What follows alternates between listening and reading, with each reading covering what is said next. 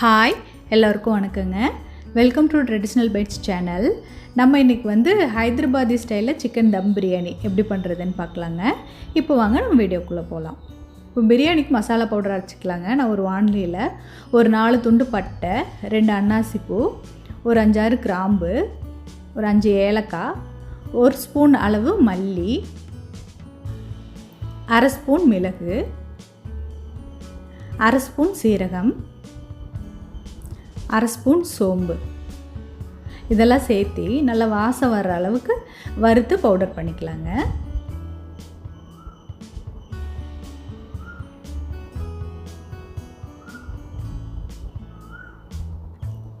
Powder பண்ணியாச்சுங்க.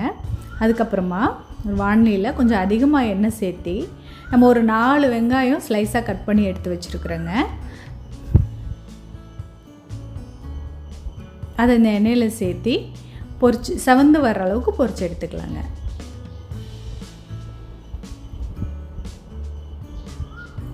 இது வந்து பாதி பாதியாக கூட சேர்த்து பொரிச்சு எடுத்துக்கலாங்க. இது பாருங்கள், நல்லா செவந்து வருது.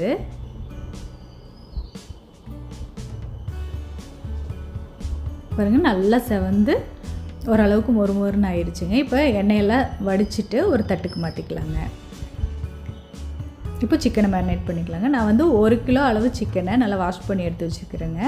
அது கூட 1 ஸ்பூன் மிளகாய்த்தூள், அப்புறமா நம்ம அரைச்சி எடுத்து வச்சுருக்கிற பிரியாணி மசாலா பவுடர், அப்புறம் ஒரு 3 ஸ்பூன் அளவு இஞ்சி பூண்டு விழுது சேர்த்துக்கலாங்க.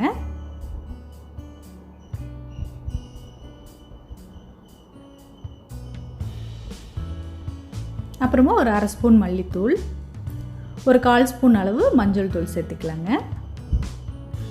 அப்புறம் இது கூட ஒரு 200 கிராம் அளவு தயிர் சேர்த்துக்கலாங்க. இதுக்கு தக்காளி சேர்த்த போகிறது இல்லைங்க. புளிப்புக்கு தயிரும் எலுமிச்சம்பழச்சாறு மட்டும்தான். தயிர் சேர்த்துனதுக்கப்புறமா நம்ம வறுத்து எடுத்து வச்சுக்கிற வெங்காயத்தில் பாதி அளவு இது கூட கலந்துக்கலாங்க. அதுக்கப்புறம் ஒரு 5-6 பச்சை மிளகாயும் முழுசாக சேர்த்துக்கலாங்க. ஒரு கைப்பிடி அளவு புதினா மல்லி சேர்த்துக்கலாங்க.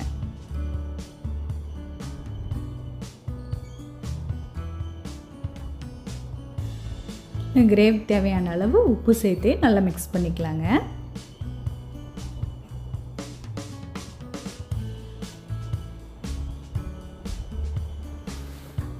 அதுக்கப்புறமா ஒரு எலுமிச்சம்பழச்சாறை இதோடு சேர்த்துக்கலாங்க. அதுக்கப்புறம் ஒரு 2 ஸ்பூன் கடலை எண்ணெய், ஒரு 3 ஸ்பூன் அளவு நெய்,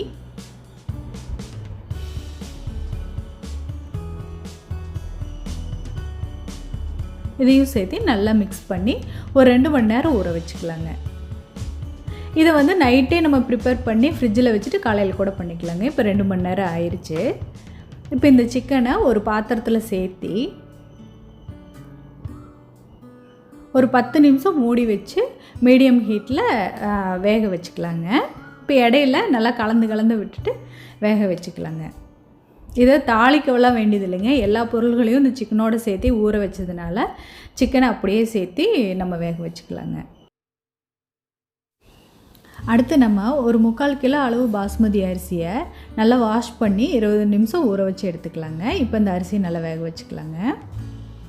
ஒரு பாத்திரத்தில் அரிசி வடித்து எடுத்துக்கிற அளவு தண்ணியை ஊற்றி அதில் ஒரு 2 துண்டு பட்டை, ஒரு 2-3 ஏலக்காய், 5-6 கிராம்பு, ஒரு 2 அன்னாசிப்பூ சேர்த்துக்கலாங்க. அதுக்கப்புறம் ஒரு 2 ஸ்பூன் நெய் சேர்த்துக்கலாங்க. கூடவே கொஞ்சமாக புதினா கொத்தமல்லி சேர்த்துக்கலாங்க.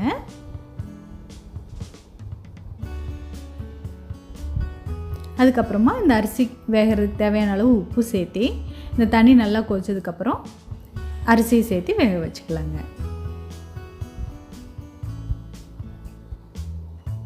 தண்ணி நல்லா கொதிச்சிருச்சுங்க. அரிசியை சேர்த்து ஒரு 7-8 நிமிஷம் வேக வச்சுக்கலாங்க. அரிசி வந்து ஒரு 80% அளவுக்கு மட்டும்தாங்க வேகணும். மீதி 20% வந்து நம்ம தம் போட்டு அதில் கரெக்டாக வெந்துருங்க.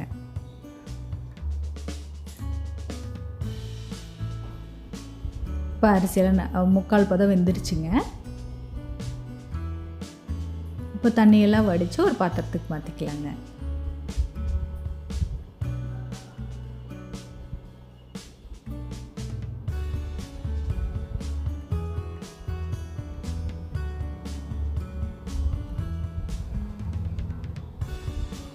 அதுக்குள்ளே சிக்கன் நல்லா வெந்துருச்சுங்க.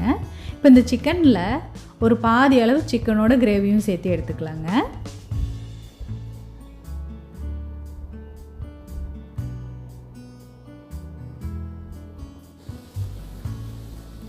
இப்போ நம்ம வடித்து எடுத்து வச்சுருக்கிற சாதத்தில் ஒரு பாதி அளவு இந்த கிரேவியோடு சேர்த்து நல்லா ஸ்ப்ரெட் பண்ணி விட்டுக்கலாங்க.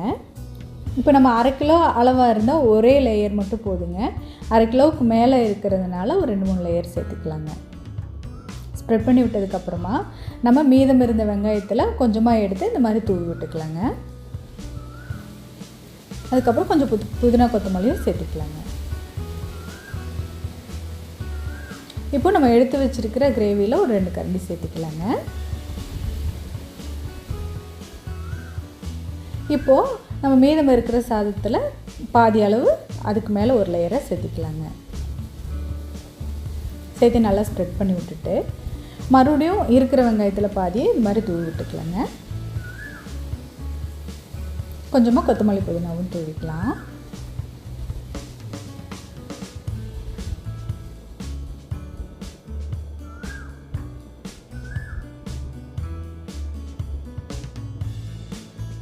இப்போ நம்ம எடுத்து வச்சுருக்கிற சிக்கனில் கிரேவியோடு இதோடு சேர்த்துக்கலாங்க.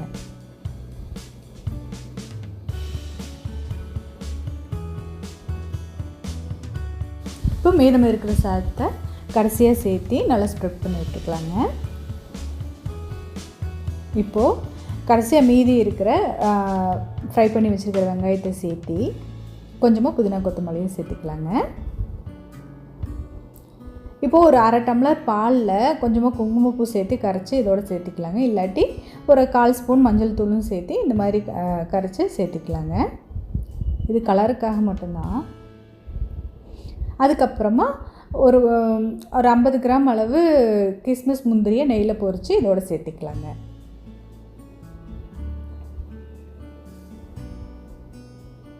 அப்புறம் ஒரு ஸ்பூன் நெய் சேர்த்துக்கலாங்க. அதுக்கப்புறமா இந்த சாதம் வந்து ட்ரை ஆகாமல் இருக்கிறதுக்கு ஒரு 1/4 டம்ளர் அளவு சுடுதண்ணி சேர்த்திக்கலாங்க.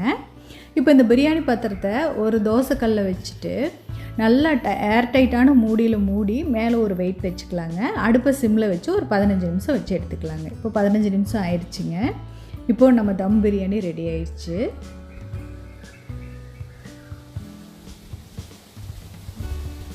பாருங்கள், சாதமெல்லாம் நல்லா வெந்து உதிரியாக வந்திருக்குங்க.